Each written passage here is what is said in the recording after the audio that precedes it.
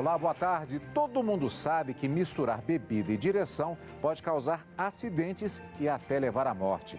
Essa combinação nunca dá certo. De olho nas comemorações de fim de ano, os órgãos de fiscalização de trânsito prometem fechar o cerco aos motoristas. Esse é o destaque do Jornal da Justiça de hoje. E você vai ver também.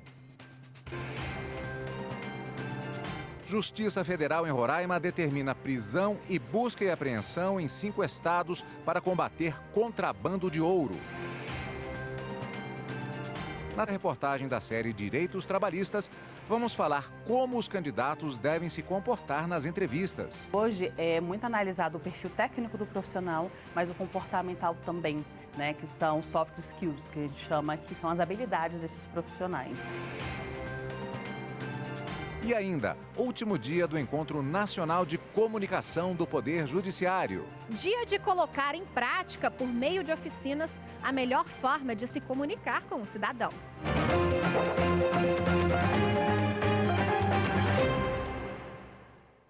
A Justiça Federal em Roraima autorizou a prisão e busca e apreensão na Operação Hesperides da Polícia Federal.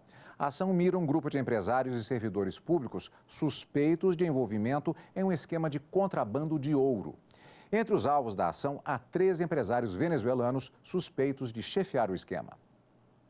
Desde cedo, 150 policiais cumprem 17 mandados de prisão preventiva, 5 de prisão temporária, 18 de sequestro de bens e 48 de busca e apreensão em Roraima e mais 4 estados.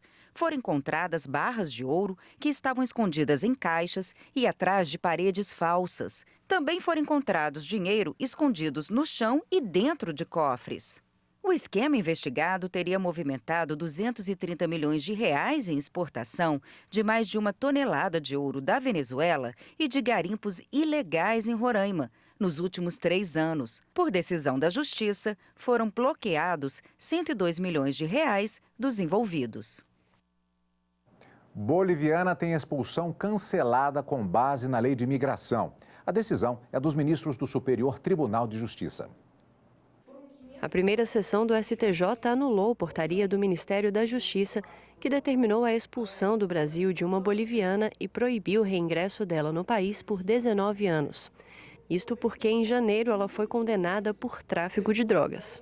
No habeas corpus impetrado no STJ, a Defensoria Pública da União alegou que a mulher tem 2 filhos brasileiros, que dependem dela nos quesitos econômico e afetivo. Foi argumentado ainda que ela tem companheiro residente no Brasil, o que é uma das causas impeditivas de expulsão.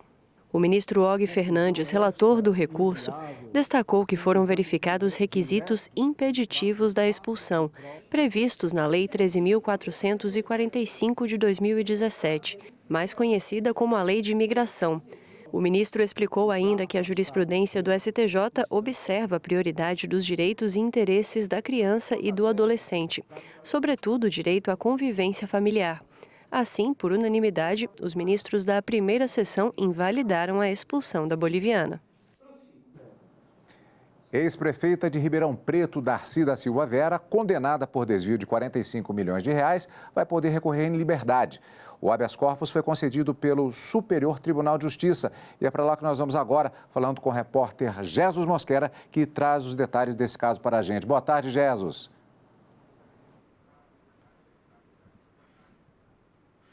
Boa tarde, Cadu. Boa tarde a todos.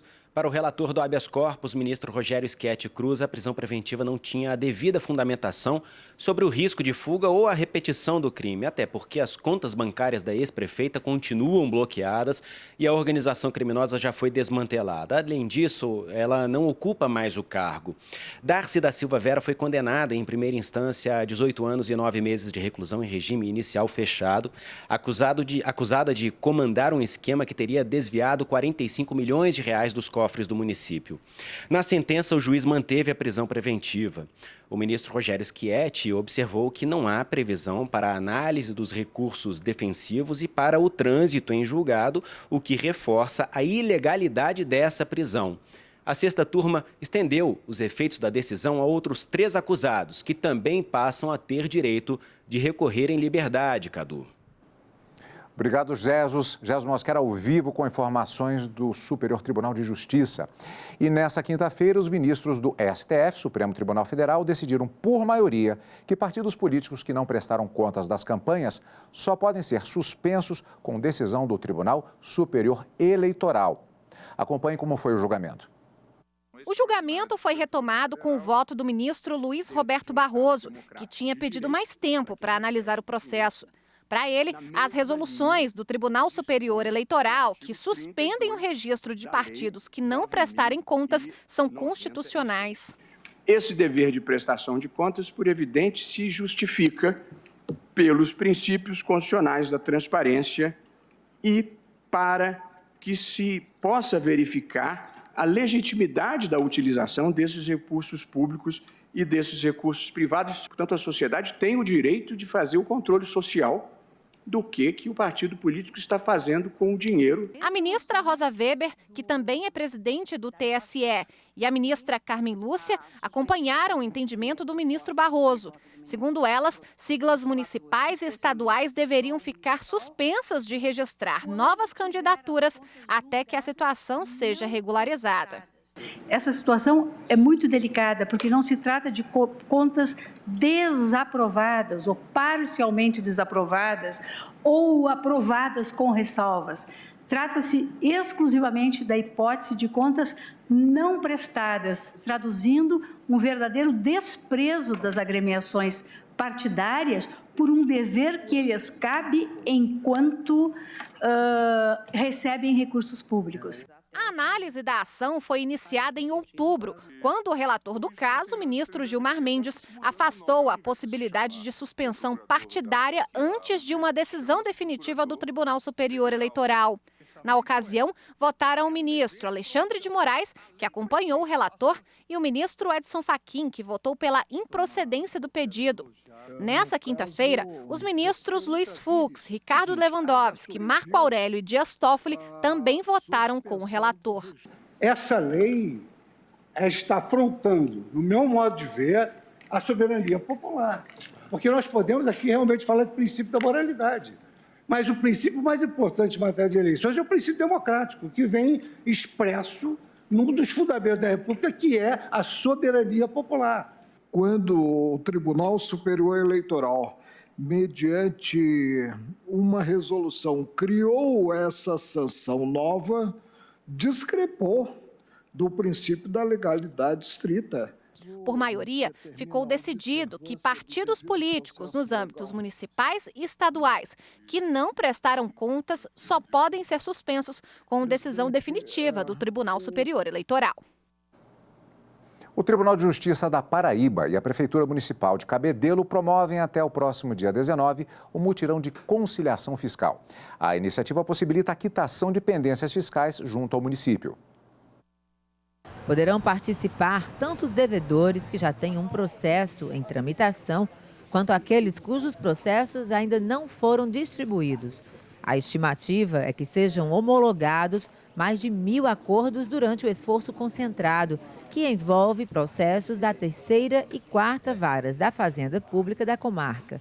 A parceria foi firmada entre o Tribunal de Justiça da Paraíba e a Prefeitura Municipal local. Fazer com que o contribuinte, antes de receber qualquer ação judicial, ele tenha a oportunidade de pagar os tributos. Será dispensado de juros de multa.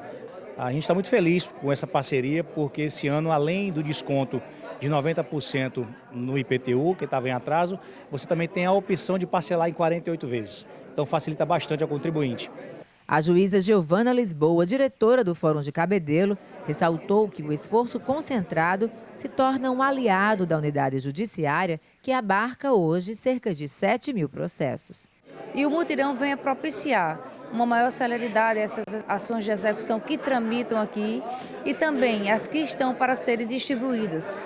O cidadão interessado em participar do mutirão deve se dirigir até o próximo dia 19 de dezembro ao Fórum de Cabedelo no período das 8 da manhã às 7 horas da noite. E no próximo bloco, agentes de trânsito estão nas ruas de olho nos motoristas que insistem em beber de dirigir. Assunto para daqui a pouco. Continue com a gente. todo mundo viver por igualdade, uma sociedade igual para todos.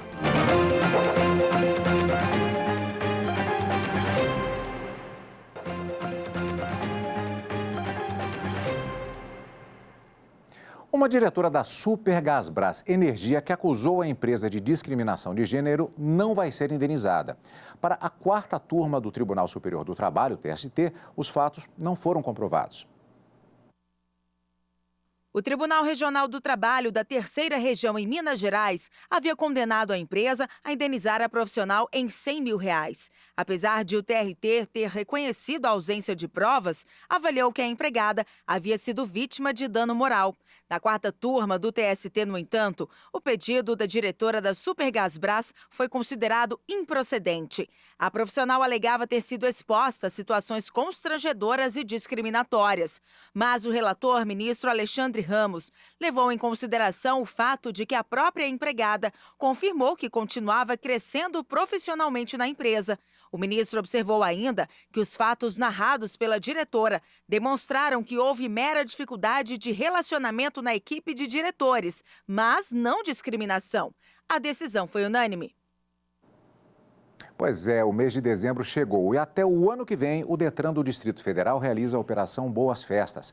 Agentes de fiscalização já estão nas ruas para flagrar motoristas que ainda insistem em dirigir após beber. As punições para quem comete esse crime são pesadas. Fim de ano é assim, tempo de confraternizar, agradecer pelo ano que passou e celebrar a chegada de mais 365 dias. E olha, dá para aproveitar as confraternizações. O que não pode é beber e dirigir depois das festas. Nos últimos anos, a lei seca ficou mais rígida. Hoje, quem é pego dirigindo sob efeito de álcool comete infração gravíssima. Desde 2016, não há mais tolerância para nenhuma quantidade de bebida alcoólica, mesmo que mínima, antes de assumir o volante. A multa para quem dirige depois de beber é de quase R$3 mil. Além disso, a carteira é recolhida e a pessoa responde a um processo administrativo que leva à suspensão do direito de dirigir por 1 ano, depois de todos os recursos possíveis. O carro fica retido até que outro condutor sóbrio chegue para conduzir o veículo. Essas são as consequências diretas. O fato de você dirigir sob a influência de álcool é crime, tem sanção penal. Então, o que é importante é que o crime não se confunde com o meio de prova. Eu recuso a fazer o teste, mas isso não é pressuposto necessário para a incidência do crime. O crime existe e provavelmente sofrerá a sanção respectiva no âmbito penal. Em Brasília, desde o começo do mês, o Detran faz a Operação Boas Festas. Os agentes vão fazer blitz em locais mapeados pelo órgão. Além disso, haverá abordagens individuais em casos suspeitos e patrulhas fixas perto de bares e restaurantes da capital. A orientação do Detran é essa, que as pessoas se divirtam, que elas participem das confraternizações, mas que elas tenham consciência de que o álcool causa muitas mortes no trânsito, então não pode realmente dirigir após beber.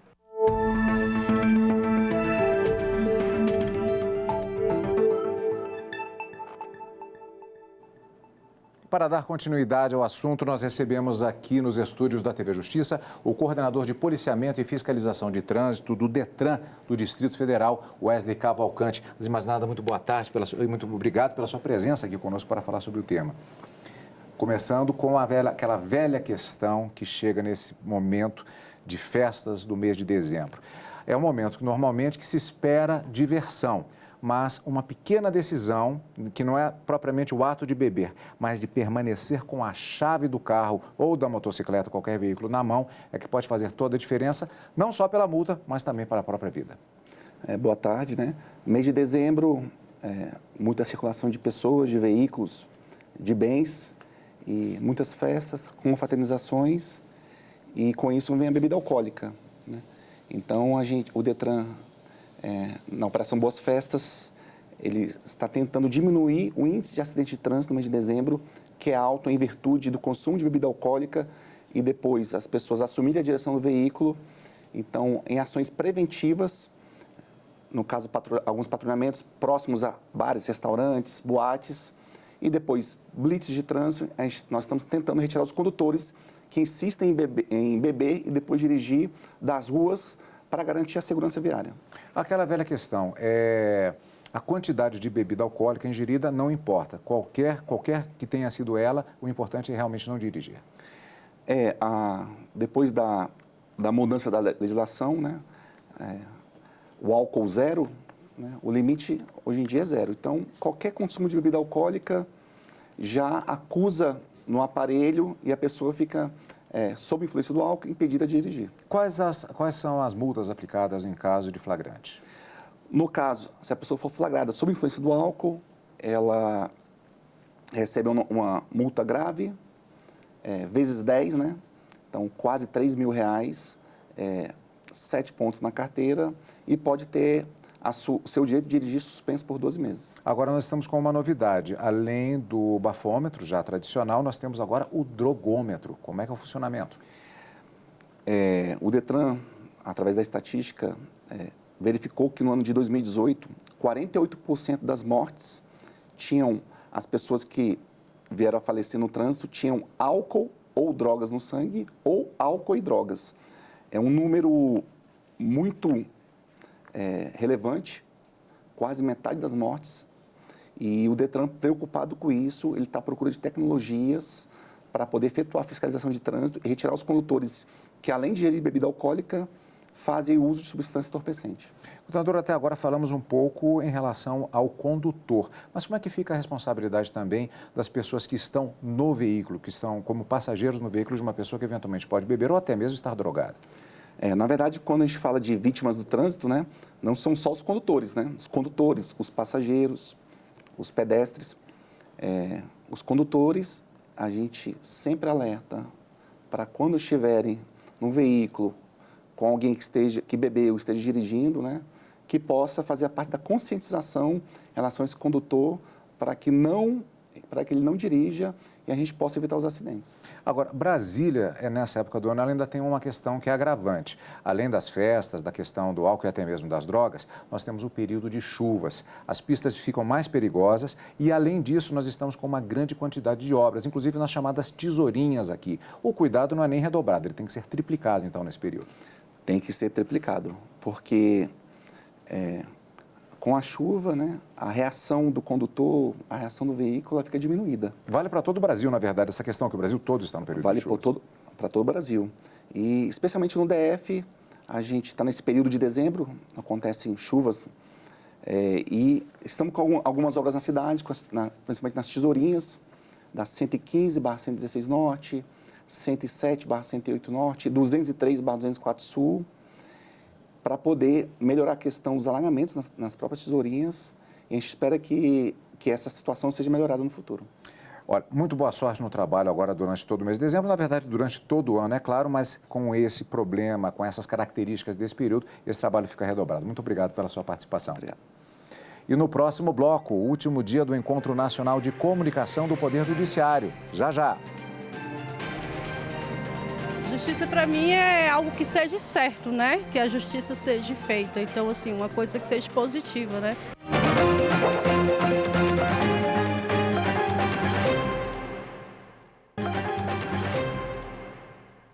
Hoje é o segundo e último dia do Encontro Nacional de Comunicação do Poder Judiciário. Participantes de todo o país estão em Brasília para modernizar e tornar a comunicação dos tribunais cada vez mais próximas do cidadão. Amanhã foi voltada para oficinas como da consultora jurídica da TV Justiça, Gisele Reis.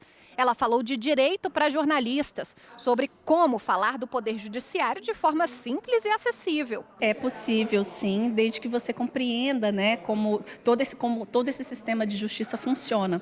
Por isso é importante a gente capacitar os jornalistas, né, com informações jurídicas para que eles possam compreender esse universo e, com base nessa compreensão, traduzir de uma maneira muito mais simples, de forma que o cidadão, independentemente do nível nível de escolaridade que ele tenha, do grau de instrução, que ele possa entender a informação e, com isso, levar as informações ali do gabinete diretamente para a sociedade. Quem participou do segundo dia do Encontro Nacional de Comunicação do Poder Judiciário também aprendeu um pouco mais sobre estratégias digitais, redes sociais e fotografia e vídeo. Tudo para tornar conteúdos da justiça brasileira cada vez mais atrativos ao cidadão. A gente precisa ser criativo para informar, porque o jurisdicionado, de qualquer maneira, precisa de uma informação rápida, de qualidade, e para isso as assessorias de comunicação estão atuando dentro das instituições do judiciário. O encontro está sendo promovido pelo Conselho Nacional de Justiça. A ideia é reunir servidores que trabalham na área de comunicação dos tribunais do país e compartilhar conhecimento. A gente precisa estar nesse ambiente de compartilhamento de boas informações, de boas ideias e saber que todo mundo está no mesmo barco. A gente está caminhando, o serviço público, em especial o Poder Judiciário, a gente está caminhando nessa abertura, nessa interação com as pessoas, com o nosso público, com quem a gente atende e podendo lidar com eles também de uma forma mais simples, mais humanizada, seguindo uma tendência até mundial, né? Para fechar a série sobre direitos trabalhistas que exibimos ao longo da semana, hoje vamos falar sobre mercado de trabalho. Na reportagem que você vai ver agora, dicas de como os candidatos devem se comportar nas entrevistas e as perspectivas para o ano que vem.